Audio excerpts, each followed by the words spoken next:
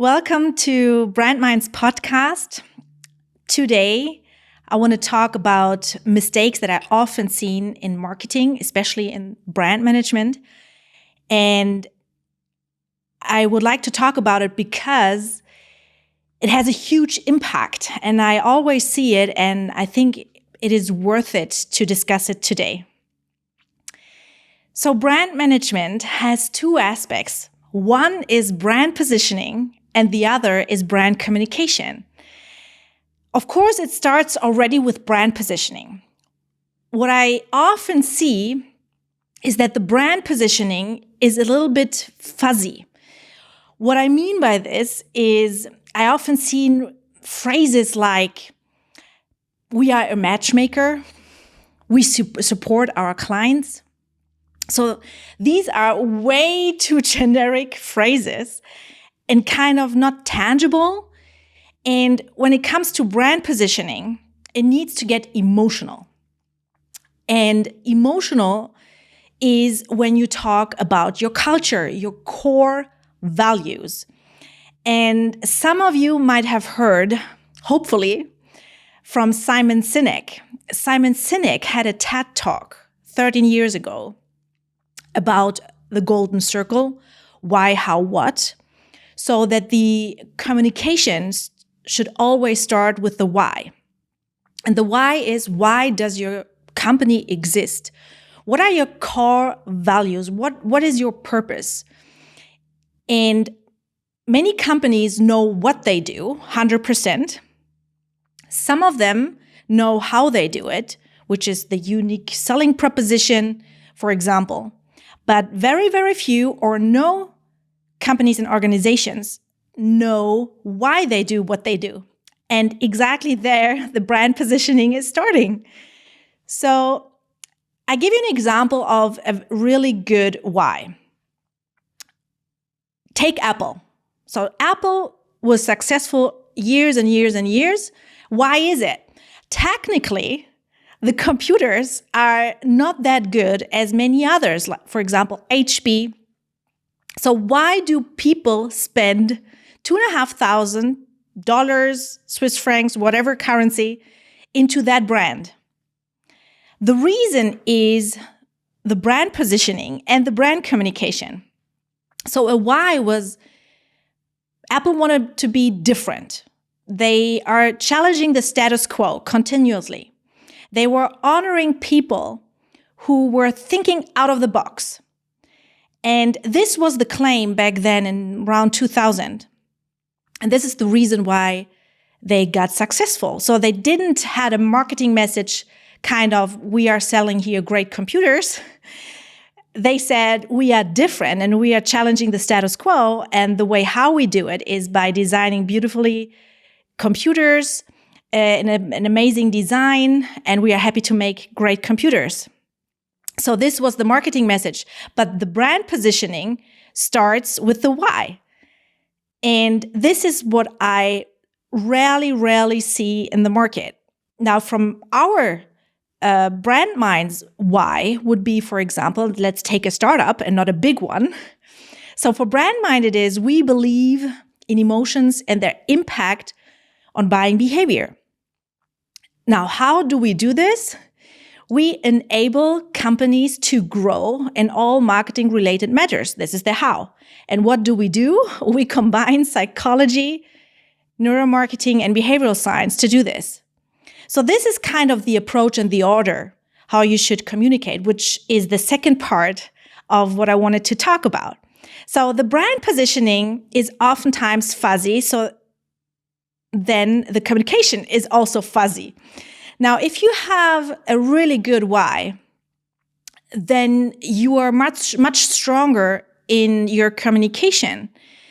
And what I also see in the market is that the communication is way off to the brand positioning of the market or of the brand. So people get really irritated because they kind of don't know where to put your brand. And this can be a huge damage to your brand. So when people don't know where to put you in a box, then it gets really bad because people start to not buy your products. And this is kind of the effect that I always see in the market. So start with emotions. That's why also Brandmind exists. This is the core, one of the core values of Brandmind. Start with emotions. And I totally understand sometimes it's not easy, especially when you're a bigger organization, where to start. Well, actually, there is the values, the core values of the company. And this is where you differentiate. You might have similar products to another company, but for sure you don't have the same culture. And that's where you need to start. The second example of a mistake that I often see in the market is companies use personas, which is a potential way to segment your clients. And the way they do it is either by market research, and many market research agencies have their models in place, and they use them as a fixed persona. And then they think that based on this, that they can do great communication to the customers. Well, actually, those personas have nothing to do with the data in their customer base. So they are not linked. So whenever you think now, you can write to Mr. Peter, because he's 35 years old, a message according to your persona, John, 35 years old, doesn't match. And that's always the mistake that I often see, that only because there are models in the market that are known and famous doesn't mean that it's working, it actually works, and that you have impact in marketing communication. So from behavioral psychology, we know that people tend to stay with what they know. So I totally understand from that perspective that everything that is known must be good, but it's not the case. So that's why those segmentations are way too superficial and not linked with any kind of data. So you are not able to have any impact in communication. And the solution for this would be to think about a much deeper and solid segmentation, combining many data points, including a more sophisticated psychological approach of a segmentation model than just models that are based on social demographics. And this is the case. Many of those market research agency segmentation models are based mainly on social demographics, life phase, household, age, etc. And this is not enough if you want to communicate. So take Prince Charles and Ozzy Osbourne. So there you have two people, social demographically, the exact same people. So in your marketing campaign, when you would select them now in the CRM, they would be both in your pool. But actually, there's two completely different people. No salesperson would sell them the same products or services. No one. So why are you doing then this in marketing? Right? So, and you cannot expect a bigger impact on this if you write to those two completely different personalities. So, and that's one of the main mistakes that I also see in the market.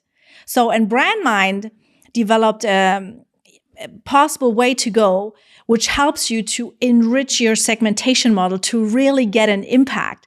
This is exactly what Brandmind is focusing on. Thank you for watching. I hope you enjoyed it, and see you next week on the next topic.